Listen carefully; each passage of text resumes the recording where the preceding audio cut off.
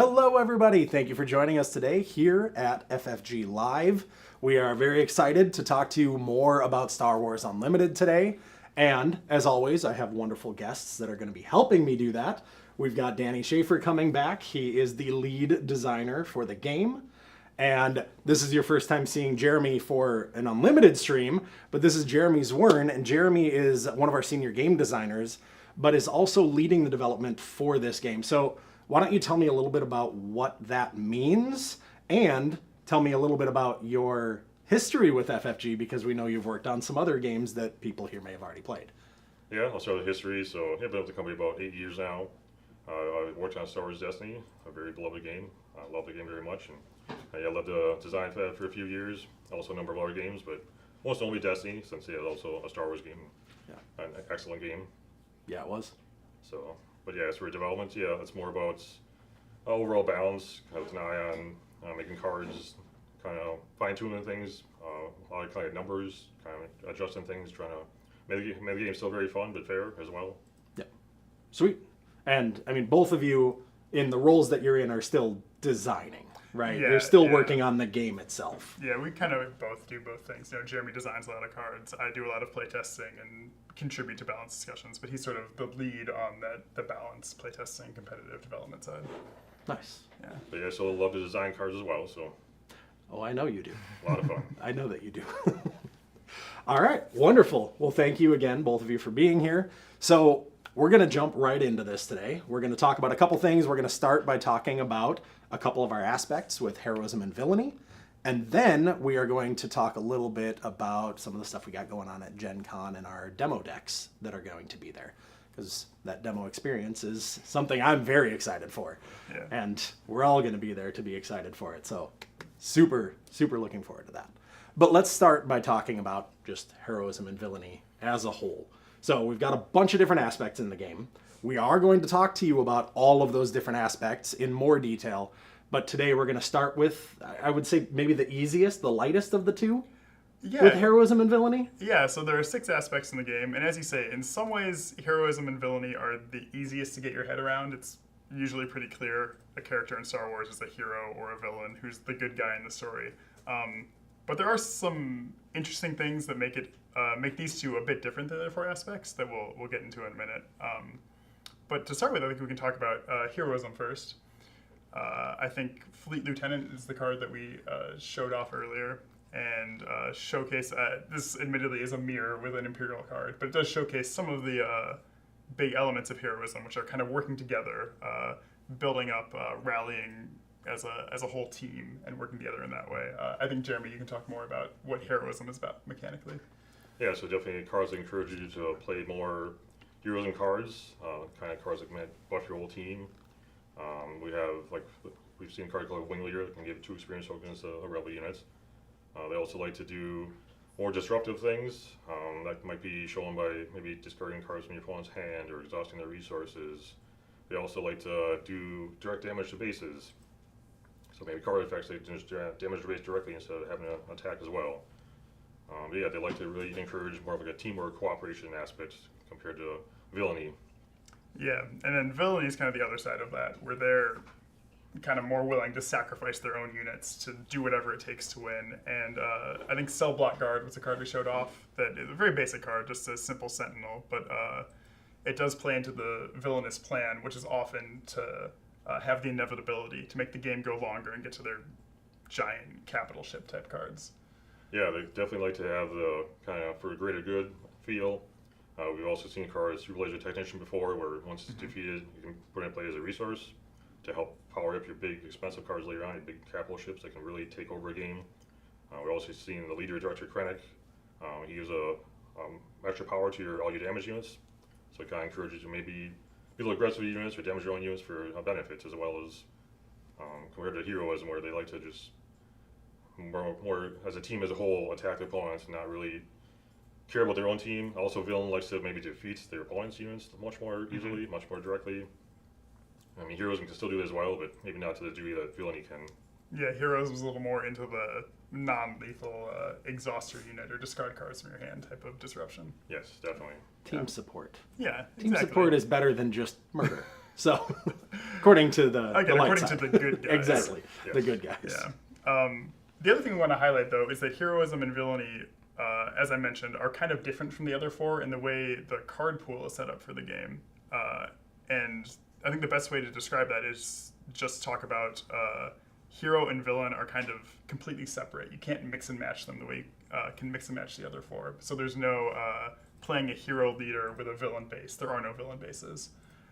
So that really makes the card pool feel like divided in half almost, where it's a really big choice of, do I pick villain, get access to some really powerful villain cards, but then I won't get hero cards at all unless I pay the aspect penalty, of course. Right. And it also manifests in the card pool in that there are a lot of cards that are one of the other four aspects plus hero or plus villain. You know, we've seen a Super Laser Technician is green and villain. Restored Arc 170 is blue and hero. There are a lot of cards like that, and a lot of most powerful cards in the game are cards like that. So even if the other colors are the same, a villain deck and a hero deck are going to feel very different. Definitely. Yeah, we definitely want to encourage people to play thematically if possible. So a lot of cards, work with more villain cards. A lot of other cards work with more hero cards. Especially with traits, you'll see a lot of rebels in set one, especially since set one's, focus on the Galactic Civil War. You'll see a lot of rebels, a lot of Imperials. You'll still see other cards as well, some Republic or Resistance cards, First Order cards, but the focus is more on Imperials versus Rebels. So you definitely get rewarded for playing more of those cards in your deck with, as we've seen in some cards before, like the Fleet Lieutenants, you can attack with a Rebel unit and get a bonus for that as well. So play more Rebels to make that more consistent. Right, running that in a villainy deck just doesn't seem like Not a really good choice worth it, at all. no. No, pay the extra cost and then to not have very many rebels. No, Not a good idea. So, But in draft as well, draft and seal, it's kind of nice to have that option with flexibility. You can play cards, any card in your deck, and then in draft and seal, sometimes you might have the most selection because you're restricted to what you open in draft. But sometimes it's worth it to pay the extra 2. Sometimes a very powerful card that's you'll still gladly pay the extra 2 to just potentially take over a game that maybe your deck is a little weak in certain areas. So it's nice to have the flexibility, more options, especially in draft. I love just have those options and decisions every time. So yeah. it can be fun in draft to have a little bit extra flexibility. Yep. That's a great And point. you mentioned draft and sealed, but I also want to talk about, the people that are just playing this game, maybe not as quite the level that a lot of the people that are watching this stream will be playing at, but the ones that are playing for fun. I'm going to use the example that Tyler brought out of me last time. Let's just say, Kanan Jarrus is my favorite character in all of Star Wars, and I have to have him in every deck, right? You can do so that. I could run Darth Vader and throw him in there. He wouldn't be quite as good, but I probably could do won't- it even though I'm yeah. mixing the heroism and villainy. It's still possible. It's just not efficient. Yeah, like you probably won't win a lot of tournaments playing that way. No. But if you, No. you want to have your toy box where Luke and Vader team up together, go for it. And that's going to be my excuse for why I don't win tournaments. Not because I'm no good, but because, my deck just isn't perfect. Yeah. Right. And one other thing we wanted to mention, I think, about aspects, just from a flavor perspective, is that any individual card is sort of not a whole representation of that entire character, right? Like, Yeah.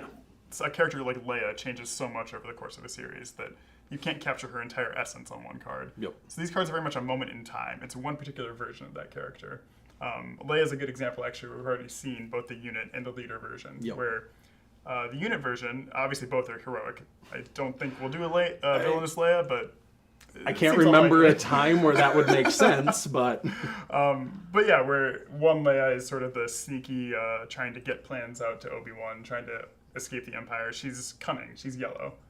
The other Leia is Echo-based Leia, commanding rebel troops. Yep. She's much more green, command oriented. So that's why the two different aspects of those cards. Like we said, hero and villain, usually more set in stone. But there are examples where, think of like someone like Lando, where it's like, he's often a hero. He's working with the rebels, doing good things. But that moment where he betrays Han to Vader, pretty villainous moment. Right. We could have a villainous Lando at some point. Could, yeah. Purely hypothetically. Yes, Not yes. spoilers for set one, but yeah. yes. And we should have a discussion not on the live stream. Was that truly villainous? He was trying to save his That's true. people. They're very right? philosophical. Because it was not good for the heroes doesn't mean he was doing a bad thing, right? I'm just I sorry. will happily have a philosophical Yes, we should discussion have that about the discussion. morality of Star Wars anytime. Sounds great. But yeah, Cool. Definitely a good point. There are some characters that would be hero, but maybe a different version in a different timeline. There would be a villain future card as well. So Right. it gives a lot of interesting things we do in the long term with just a single character can come out in different versions. Yep.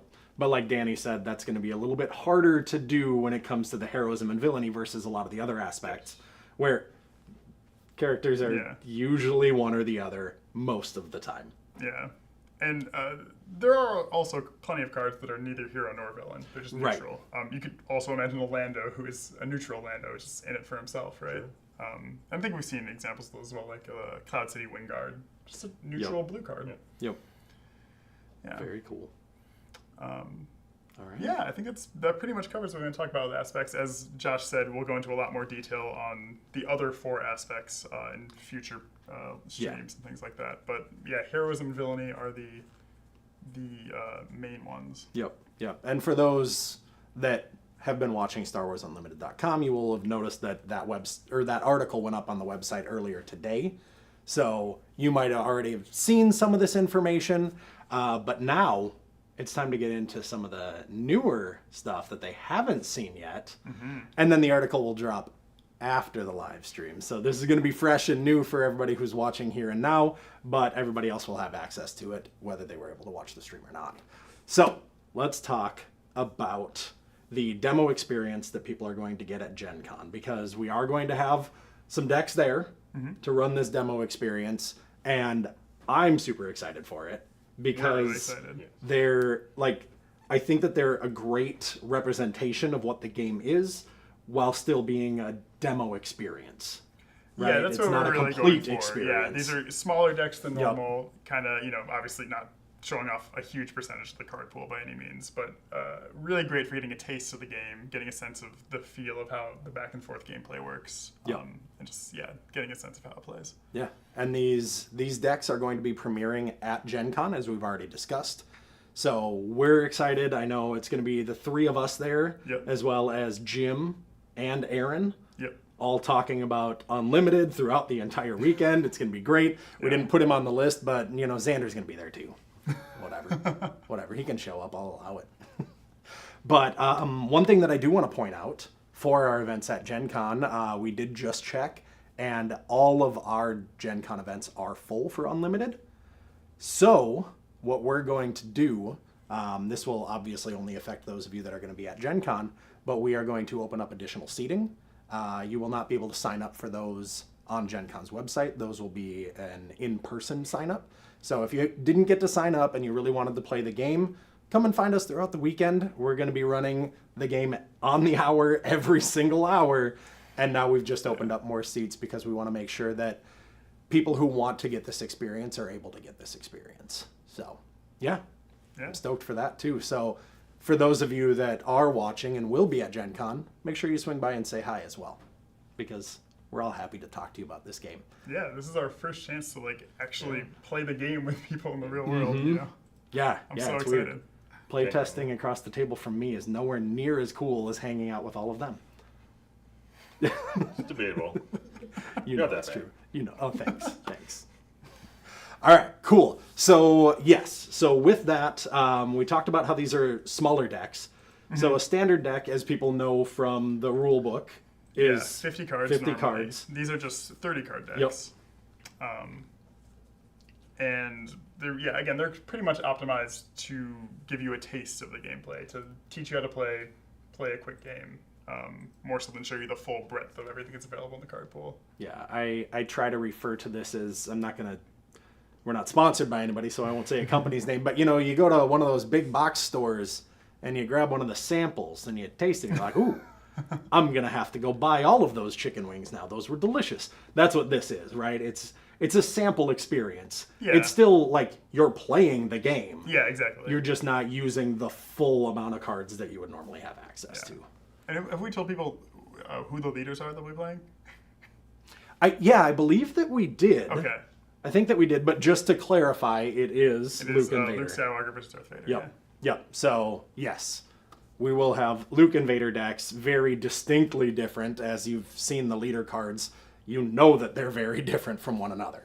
So let's talk about some of the contents in these decks that they don't know about yet. Let's show some new cards. So we're going to show off some new cards. We're going to talk about some new cards. So let's just jump right into it. Let's start with the villainy cards that are going to be in this deck that we want to share today. Yeah, let's go for it. I think start things off with Admiral Massey.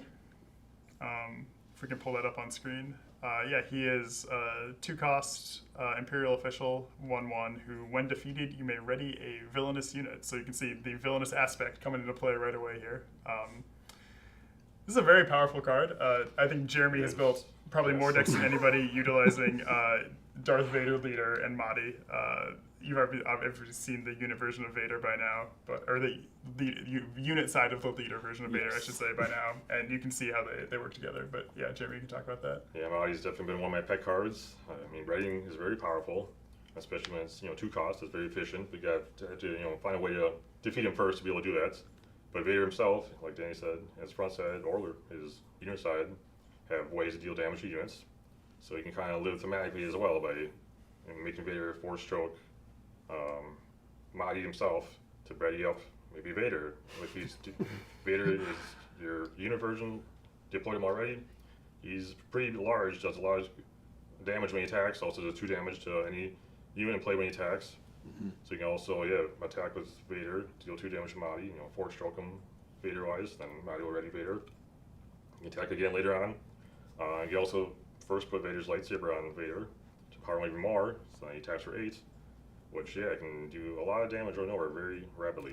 I can attest that Vader's lightsaber attack, Vader attack, kill Massey and ready Vader is a terrifying thing to face on the other side of the table. I'm loving the imagery of Vader attacking. He's a little tired now. But then he goes and kills one of his own, and he's feeling great again.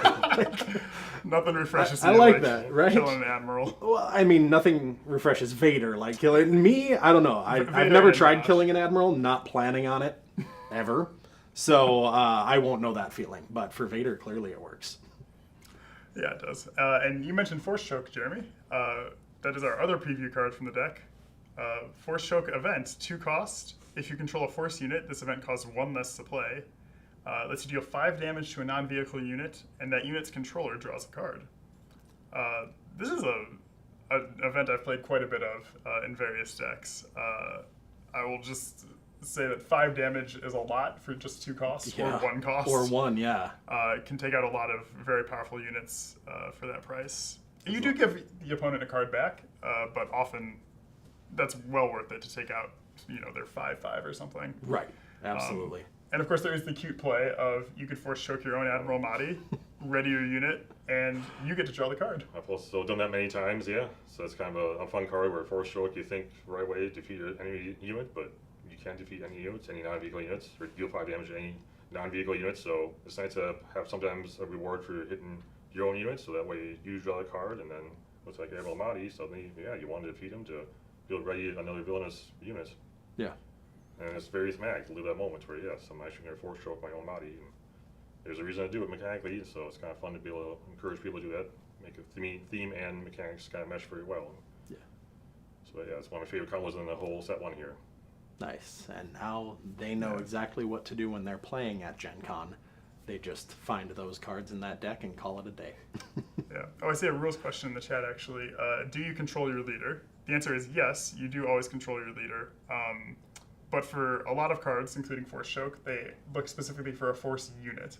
So your leader, while they're not deployed, is not a unit. So if you flip Vader to his unit side, Force Choke gets a discount. If you just have Vader on his undeployed side, you will not be getting a discount because you don't have a Force unit. And that's a question that we answered on the spot. I will throw out there, we saw a bunch of questions before we even started the stream. We will get to those. I won't give you the spoilers, but we will get to those. These are pretty easy ones for us to answer. So when I say us, I mean them. They're the experts. But yes, cool. So we know what villainy cards are going, or a couple more of the villainy cards from those decks, because we've revealed quite a few of the cards already in stuff that we've revealed. Yeah, I've seen a lot of stuff that's either in the starters or in these decks that we'll be demoing with at Gen Con. Yep.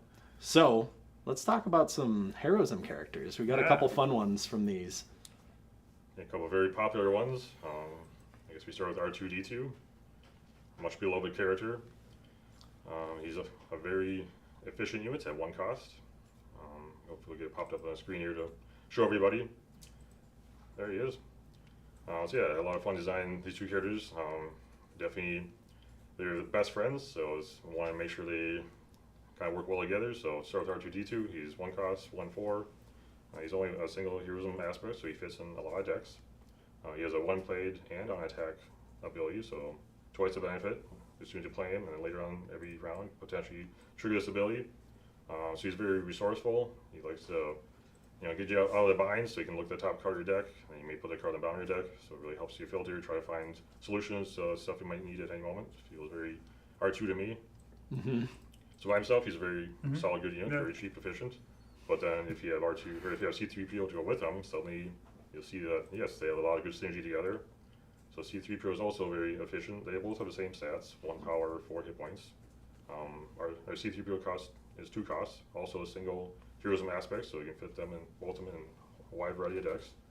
It also has a 1-played attack trigger, so you get to double benefit as soon as you play it, and potentially once per round after that, trigger it. He lets you choose a number, then you look at the top, reveal the top card of your deck. If it's the chosen number, you can draw the card. So by himself, you can sometimes build a deck around just with him. Maybe load your deck up with a lot of 2-cost cards. That way, I've done it before, where there's maybe 50% chance roughly you'll draw a card off him every time you activate him, which is pretty good. Card draw, it's very nice in card games. Definitely lets you sometimes overwhelm your opponent with stuff they can't deal with. So our C3-2 lets you potentially draw cards by himself, but then clearly with R2-D2, they suddenly work very well together, where R2 lets you look at the top card of your deck. Now you know exactly what number to call with C3PO, so you're guaranteed to be able to draw a card every round. Getting an additional card every round is, very powerful, especially for such very efficient units. Right. Yeah. And 3PO and R2 in play at the same time is very powerful. And especially in the Luke leader decks, where you can throw it on an R2, give him a shield. Right. Turn 2, throw it on 3PO, give him a shield. Your opponent can't just attack them, Right. get rid of them. And start drawing a card every round. And so it's kind of fun to be able to have them in play at the same time and really feel like they're the best friends. They're working together very well. best friends get on each other's nerves all the time, They but can, still but best friends. That's how best friends work. I think. Yeah, that is how that works. Yeah, I love the idea. I mean, as long as there's no sentinel on the board, that's 2 damage to the base and a free card draw. Yeah. I won't turn that down for a total of 3 cost worth of units. Yeah, that's very solid. nice. And 4 HP is a good amount. Yeah. Okay, yes. Yeah. Yeah, The 1 power is really the drawback. If your opponent has bigger units, you can attack them down. Knock them out. 4 points, it's sometimes not easy for your opponent to knock them out easily, so then they're on the board multiple rounds and getting those multiple cards, and those multiple cards will let you keep them on board more likely too by playing maybe a unit with Sentinel to get in the way if your opponent was about to attack them. And of course, like Danny mentioned, Luke, you can potentially give him shields right off the bat as well to make it a little more sturdy, tough for your opponent to knock out. So yeah, they're pretty strong cards. Nice. We're going to see them at Gen Con, see what people think when they hopefully the two up there together. Yeah. And I will point out that this is not all of the cards that you'll see in these decks at Gen Con. There are a couple more that you'll see even later today, and then a couple more from next week. So we're going to save some things. We don't want to spoil it all right here and now, because I was told we don't want to spoil it all right here and right now. Apparently. Yeah, I know. I don't get to make all the decisions. Wait, do I get to make any of the decisions? I don't think so. No. I think Xander makes every decision. Yeah, that's right. I'm basically just a puppet. Good job, Xander. But yeah, so a reminder as well, we are going to have some event exclusive promos for anybody who does play the game at Gen Con. Those are going to be those Luke and Vader leaders. I am excited to actually show them off next week. They are super cool cards. And yeah, because it's OP, we had to do something a little bit unique with them. So yeah, just look forward to that. But yeah, so talking about Gen Con, I think we're good. I think so. We've got Heroism and Villainy knocked out. I think everybody has an idea what's going on there. I know that we've seen some questions in the chat, but I think that's it for our planned stuff for today. So let's hit the questions from the chat. There were, 4 questions before we even started, all from the same person.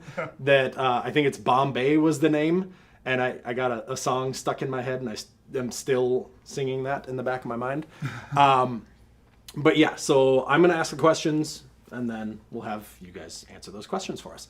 So when it comes to uniqueness, can somebody play a copy of a unique card over one that already is in play? And this is not a, like we talked about last week, Kanan Jarrus, Blind Kanan versus Kanan Jarrus, beginning of Rebels Kanan. This is exact same card. So, like, I've got Leia on the field. I want to play that exact same Leia. What happens?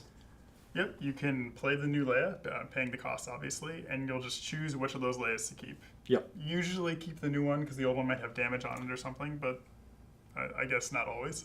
Right. Yeah. Yeah, and the important thing there is you get to choose which one. It's not the new one comes in and that's the one that has to stay, or the new one comes in and because one's already there, it goes. You have the choice as the player at that point, which is super cool. Especially with Admiral Mahdi. Yep, If you have no way to defeat himself, just play an additional copy, and the unique will do it for you. Mahdi kills Mahdi. I've done that a lot, And too. then Vader force chokes the Mahdi that killed Mahdi. And you've got, okay, yeah, this is great. This is great. I like where this is going here. Yeah. The opponent won't, though. No, that's fair. That's fair. But that's all right. Attacking with Vader 3, maybe 4 times in a round. Will be over in That's in the show. fine. That's fine. Everything's fine. Jeez. All right. Cool. So the next question was about the when played abilities.